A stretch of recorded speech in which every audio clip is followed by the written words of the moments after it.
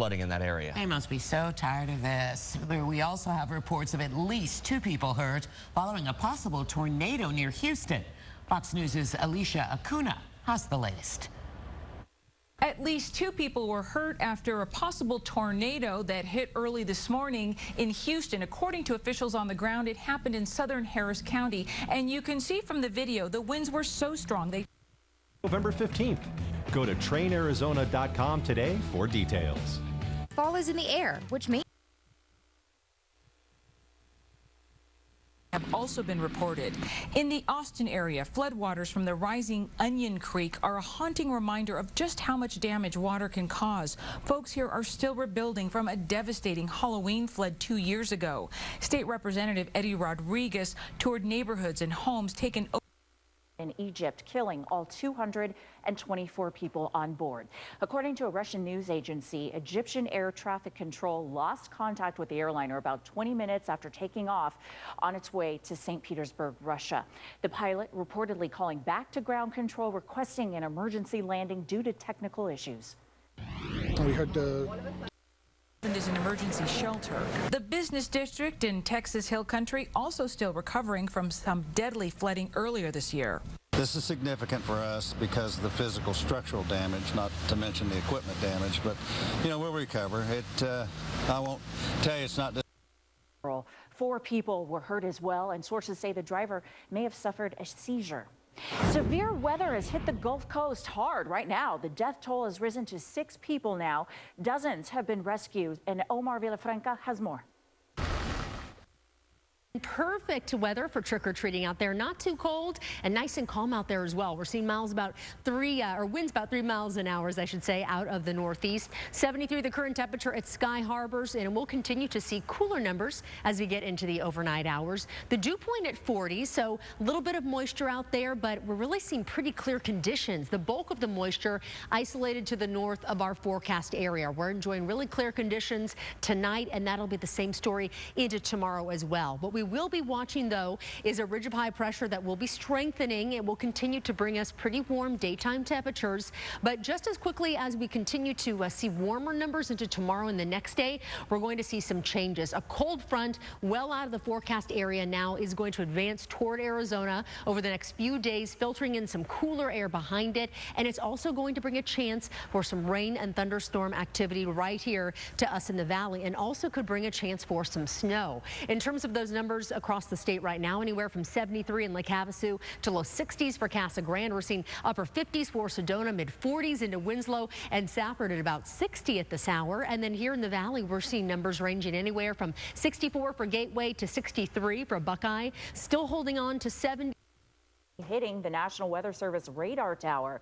A technician with the NWS recording video of the storm when that lightning bolt hit. The lightning knocking out important radar data equipment during flash flooding. 88, quite a bit warmer. In fact, we were in the 90s. We hit 96 degrees for the afternoon high, a warm day.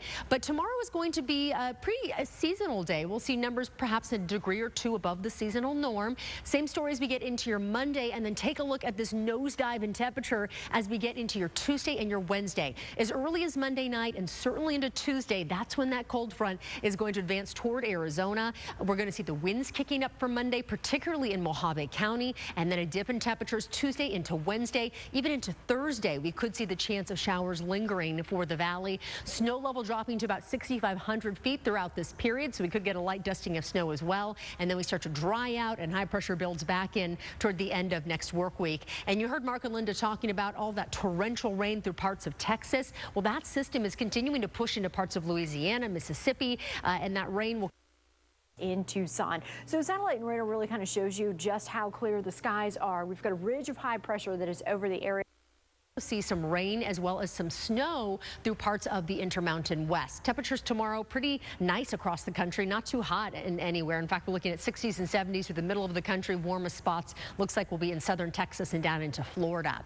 Tonight in Arizona, we'll cool down to about 59 for Lake Havasu, upper 30s for Prescott. Up into Window Rock, we'll see upper 20s, low 40s for Globe, and low 50s for Tucson. And then into tomorrow, we'll see 84 for Phoenix, 87 Lake Havasu, 82 for Tucson, 67 for St. John's. Beautiful day in Winslow at 70, and then we'll top out for some isolated showers, and we'll continue to see that through about Thursday. Here's what we're really going to be seeing. Again, just very scattered showers out there. Possible thunderstorm on Wednesday for us. We'll drop 50s. It's finally that time of year where it's starting to feel more like fall. You walk out around dinner time, it's a little crisper, a little bit cooler.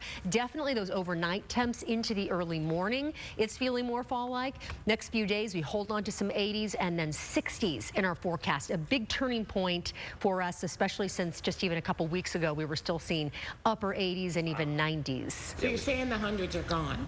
Unless, Would you like to call summer? Well, I like to call summer being done. I'm calling it. I'm She's calling summer right now. It's done. Aren't you glad summer's done? Yeah. Tonight of all nights, yes. Yes. And we always say that, get to Halloween and we're good. So we made it. Yeah, well, Thanksgiving last year, 87, I believe, was our afternoon But it wasn't high. 100. So that's true. It wasn't triple digits. So at least enjoy the cooler temps for this weekend. And it was a great night for all the trick-or-treaters out there. Absolutely. No melting chocolate. Great. Christy, thank you so much. Welcome.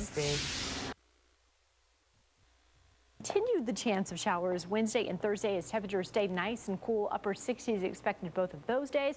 Will dry out though by the end of the week and bring temperatures back into the 70s, but still it's a little bit of a early winter chill that's coming our way.